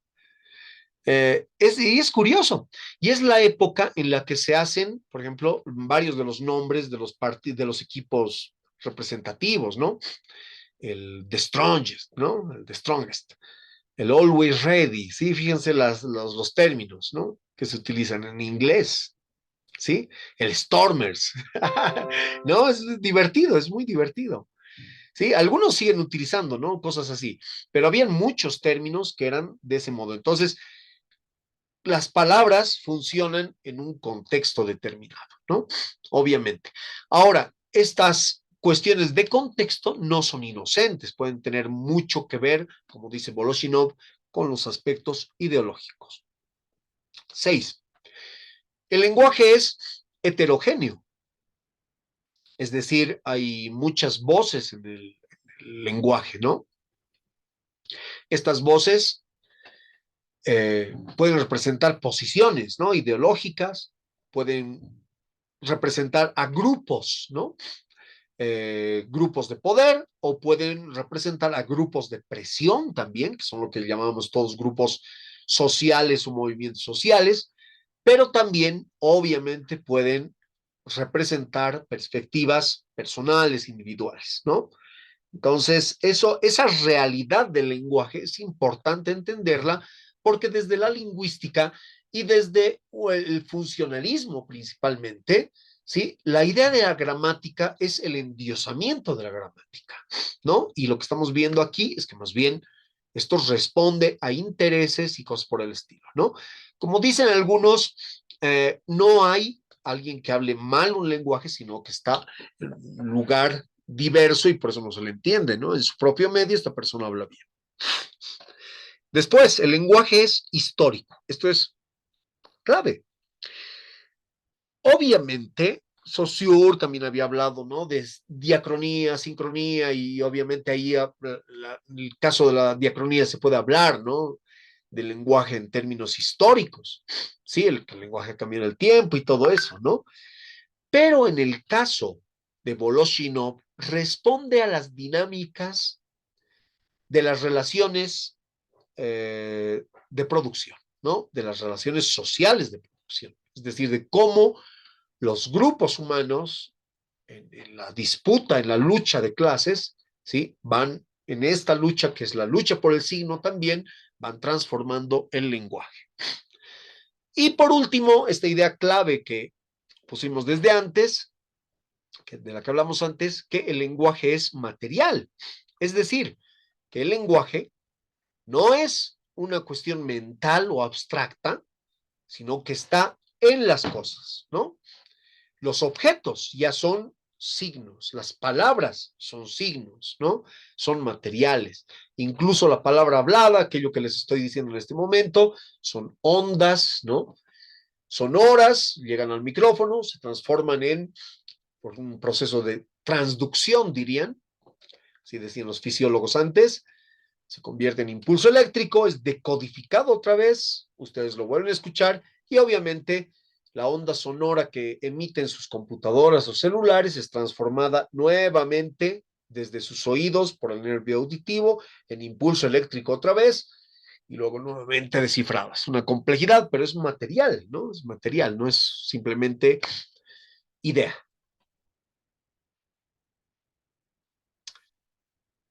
Fuera de esos 8 puntos, me interesaba aclarar bien estos 2 puntos, ¿sí? Es la cuestión de la reflexión y la refracción, porque creo que no quedaron muy claras, ¿no? Utiliza esto Voloshinov, para referirse a 2 maneras principales en las que el lenguaje se relaciona con la realidad, ¿sí?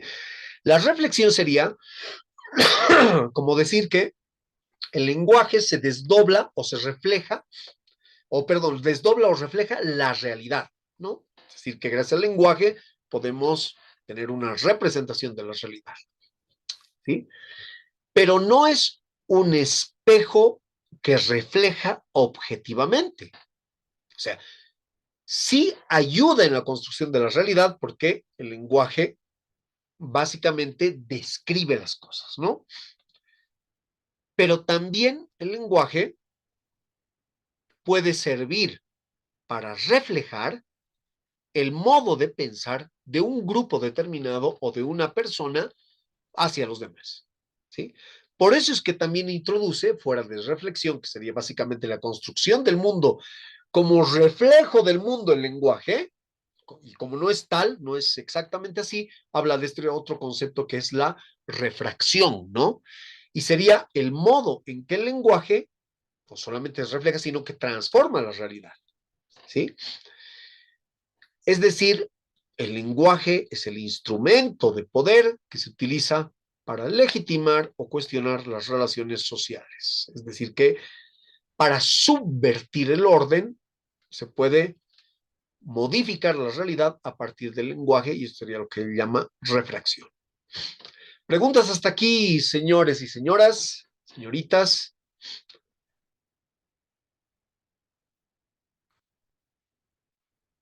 Sí, adelante, Henry. Sí, en relación a todo lo que habíamos hablado en Voloshinov, eh, sobre los puntos que has tocado y al final sobre esta reflexión y refracción, ¿cómo es que funciona, digamos, la ciencia, ¿no? O sea, yo me pongo a pensar que hay un cierto conflicto en el sentido de que puede que, por ejemplo, los que parten de la filosofía analítica no estén muy de acuerdo con la idea de que el lenguaje va a transformar la realidad de la investigación científica como tal, ¿no? Probablemente se puede separar esos campos, o sea, como que la ciencia, independientemente de lo que se haga después con la ciencia, va a seguir siendo ciencia, Ajá. porque va a partir también de otros métodos. O sea, estoy hablando desde un aspecto más interno, digamos, ¿no? De la ciencia, de los procesos científicos como tal. Ahora, digamos, tal vez ahí es donde justamente yo encuentro también, o sea, yo me trabo también, ¿no? Porque eh, sabía que, por ejemplo, Monsanto, que es una, ¿no? Es una, no Una me acuerdo, empresa tiene un nombre. agroindustrial, una de las más grandes multinacionales, ¿no? Sí, exacto, una multinacional, eso es lo que quería Ajá. decir. Es una empresa multinacional que ha encomendado hacer varios estudios científicos, pero están dirigidos precisamente a demostrar cosas que, en las que Monsanto se va a apoyar para seguir produciendo lo que hace. Y justamente eso es una de las críticas a que se le puede hacer, por ejemplo, a la perspectiva del análisis científico solo desde un aspecto analítico, ¿no? Ajá. Porque ahí tal vez entraría lo que dice Voloshinov con esta dimensión de que el lenguaje no solamente se puede entender como materia, sino que el signo está también involucrado. O sea, eso creo, ¿no? Quería hacer ese comentario.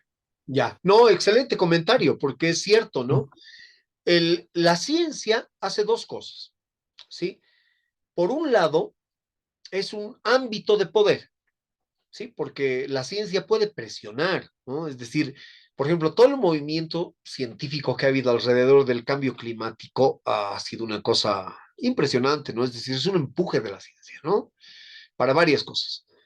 Pero también la ciencia es una herramienta, ¿no? Del poder, ¿sí? Para la validación de determinadas cosas, ¿no? Y eso es lo que más preocupa, ¿no? Lo que más preocupa si es que lo vemos desde un punto de vista de la relación entre el conocimiento y la sociedad, ¿sí? Porque se puede manipular a la sociedad. Ahora, yo no me preocuparía actualmente tanto del poder que ejerce la ciencia sobre la gente por una razón. En este momento, lo bueno es que la ciencia está distribuida, ¿sí? O sea, está distribuida, me refiero a que hay científicos, qué sé yo, de la India, científicos de Rusia, científicos de Alemania, que no comparten la visión política de los países o de los estados a los que pertenecen y que conforman una comunidad relativamente independiente de gente bastante crítica. Ahora, muy diferente es cuando vemos, por ejemplo, a los científicos reunidos alrededor de un think tank, por ejemplo, ¿no? Es decir, o una usina de pensamiento. Porque generalmente estas organizaciones tienen fines ya determinados. Por ejemplo, el Estado norteamericano tiene sus think tanks para hacer varias cosas, ¿no? Para definir si va a continuar apoyando a Ucrania en la guerra o para cualquier cosa, ¿no? Y estas usinas de pensamiento o think tanks funcionan con científicos, ¿no? Con gente de muy alto nivel, ¿no? Son comunidades muy importantes. Entonces, tendríamos que esperar, porque sería peligroso, ¿no? Que la comunidad científica cayera de lleno, digamos, en manos de alguien, ¿no? De algún poder.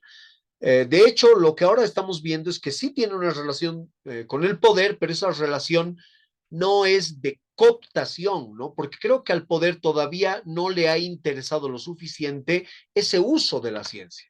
En determinados momentos históricos sí, ¿no? Por ejemplo, en la Segunda Guerra Mundial, el rapto de científicos, el tenerlos controlados y demás era muy importante, ¿no? Y además habían científicos brillantes, qué sé yo, como Freud, que no es científico, pero es, digamos, parte de la comunidad eh, de conocimiento, ¿no?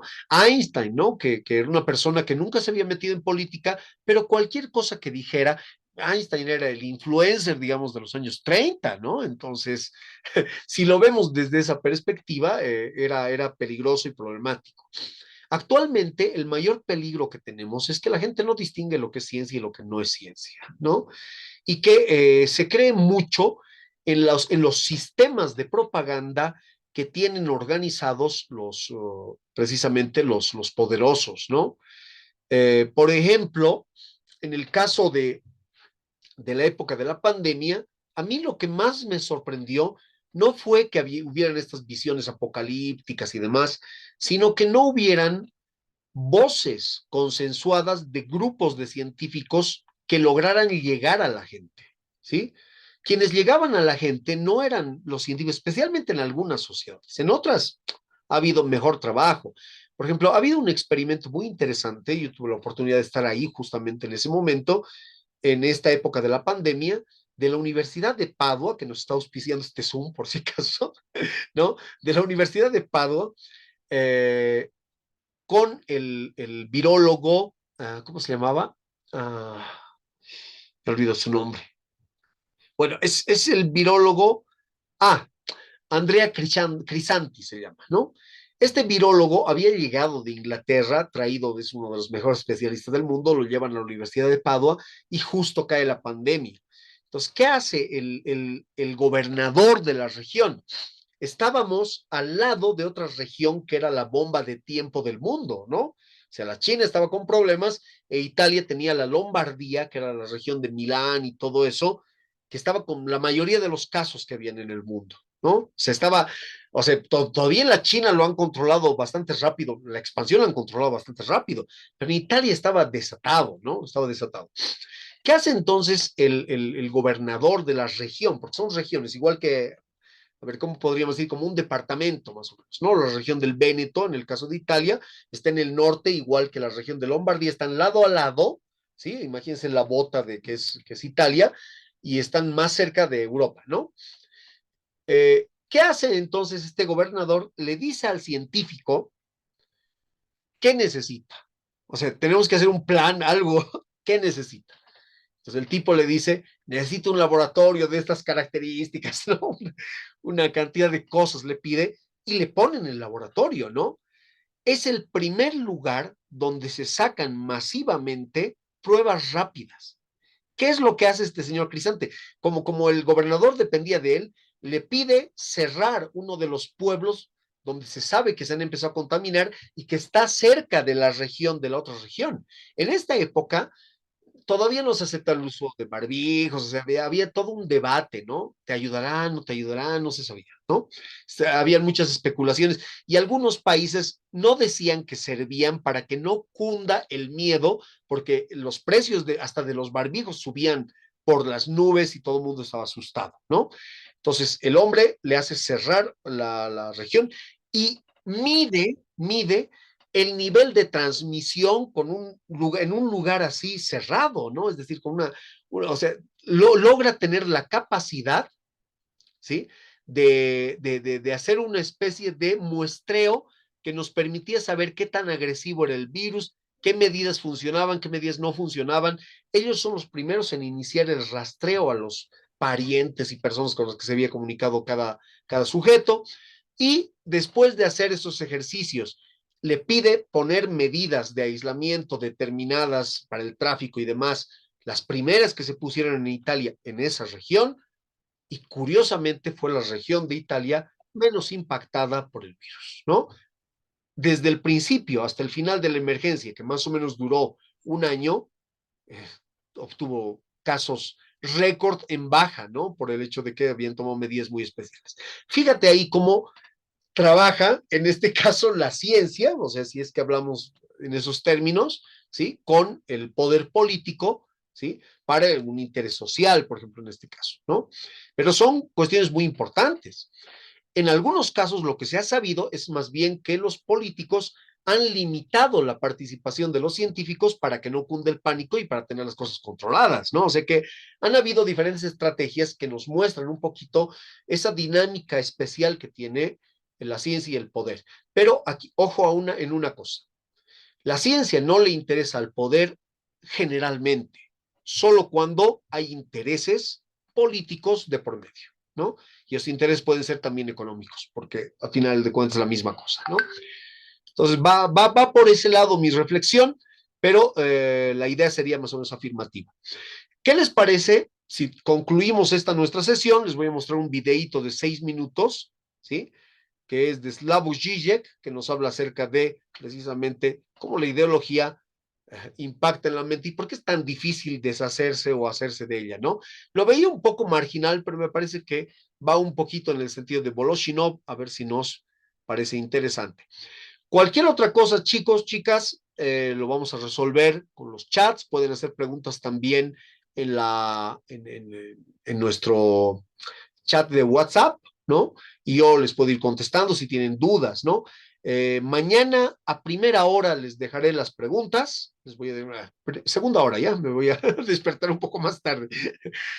A eso de las 9, entre las 9 y las 10 les voy a dejar las preguntitas, ¿sí? No van a ser preguntas puntuales para los textos y todo eso. Léanse obviamente las cosas que se les ha dado, tomen en cuenta esta lección y las que hemos visto, porque son preguntas de criterio, obviamente que deben estar fundadas, ¿no? Y creo que en los textos tenemos bastante fundamento para eso. Les dejo entonces, espero que no tengamos problema con este videíto.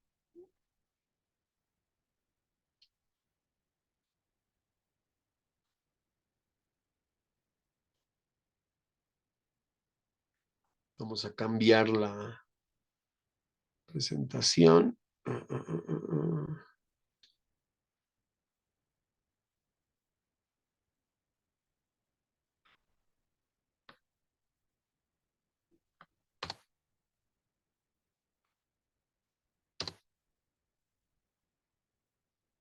Y ya, disculpen, algo anda mal.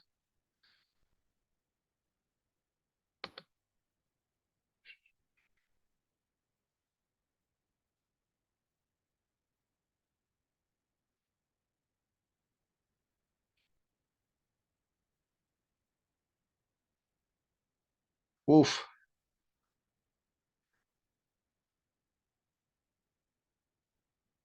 ya parece que tenemos algún lío. Ah,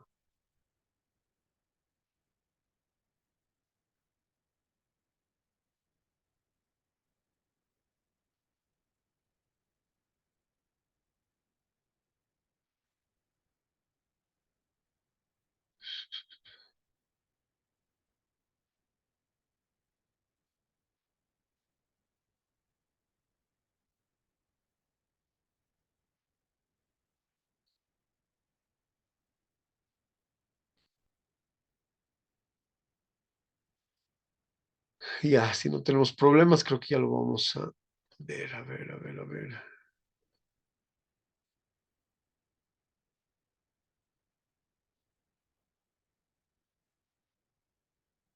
Ya, lo que les voy a mostrar está subtitulado, así que les recomiendo ampliar la pantalla o hacer algo de eso, ¿sí? Porque si no, no lo vamos a poder ver. Sí. Si no se escucha o cualquier cosa, por favor, les ruego que, que me digan, ¿ya? Va a tardar un poquito porque el ancho de banda lo estamos usando con la transmisión y más el video siempre es complicado. Y si no se pudiera de alguna manera, les voy a dejar el enlace para que lo vean y después me dan su criterio. A ver, cerremos otras cosas.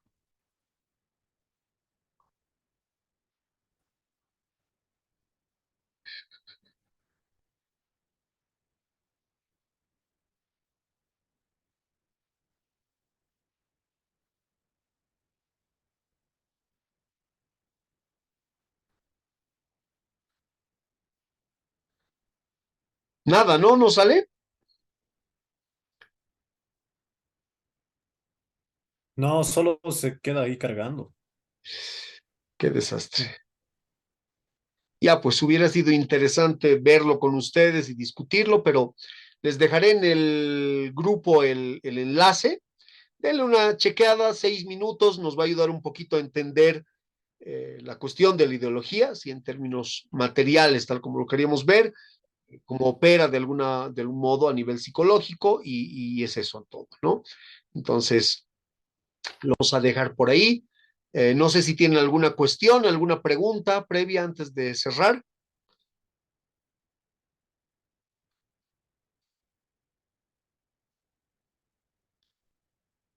¿Todo bien?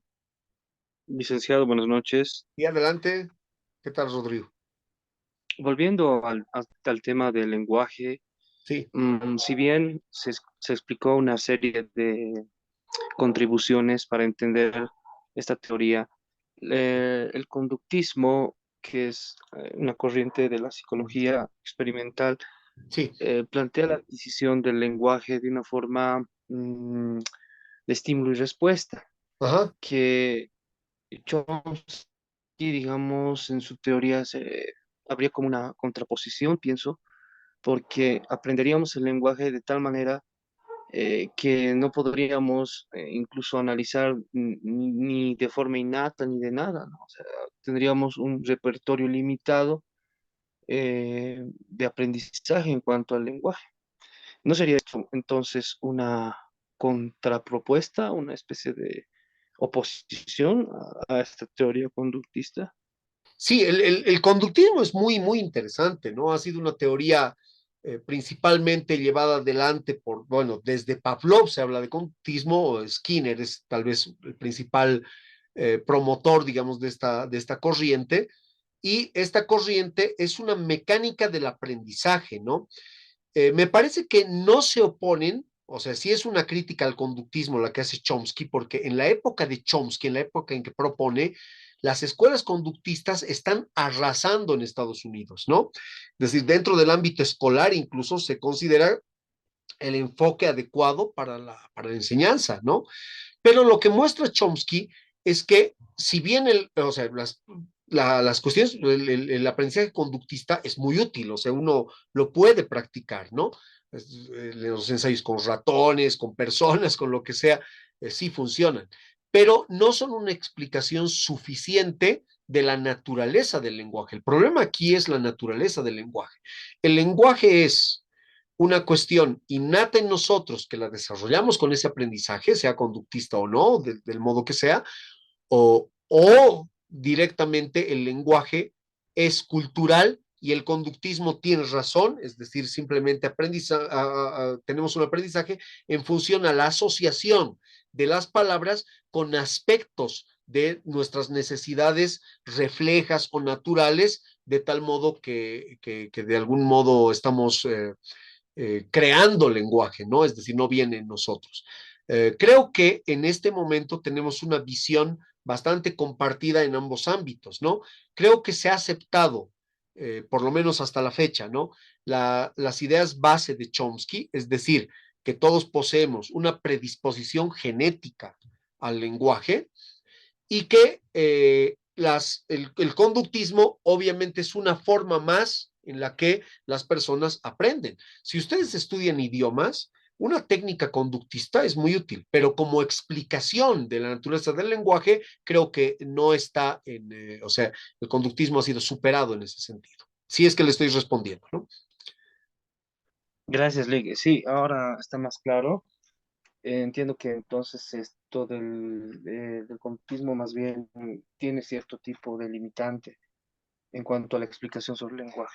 Hay una Gracias. cosa, sí, sí, sí, sobre la conducta en general, porque llegó a tal grado el conductismo que en los años 60 y 70 se hicieron muchísimas pruebas de modificación de la conducta en los sujetos, ¿no? Con desastrosos resultados.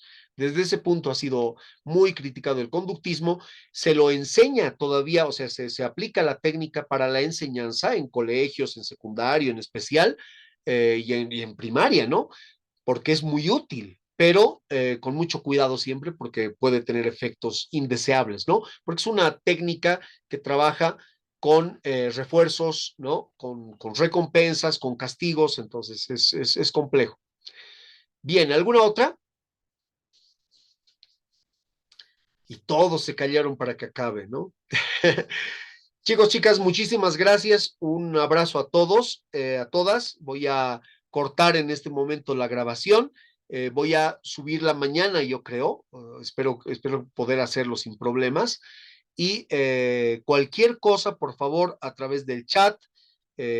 Vamos a dejar también, como les digo, entre las 9 y las 10 de la mañana las preguntas. Yo creo que van a ser unas 4 o 5 preguntas de análisis. Ustedes, por favor, con todo lo que tengan, el bagaje que hemos trabajado, con todo lo que puedan, van a poder responder. Pueden responder, por si acaso, con otros autores que no hayamos tocado, que tengan alguna cosa interesante que decirnos bajo las discusiones que hemos tratado, ¿no? Pero inevitablemente deberíamos tocar los puntos que hemos tocado, los clave, ¿sí? Muchísimas gracias, buenas noches. Gracias, profe. Hasta luego. Hasta luego. Buenas noches.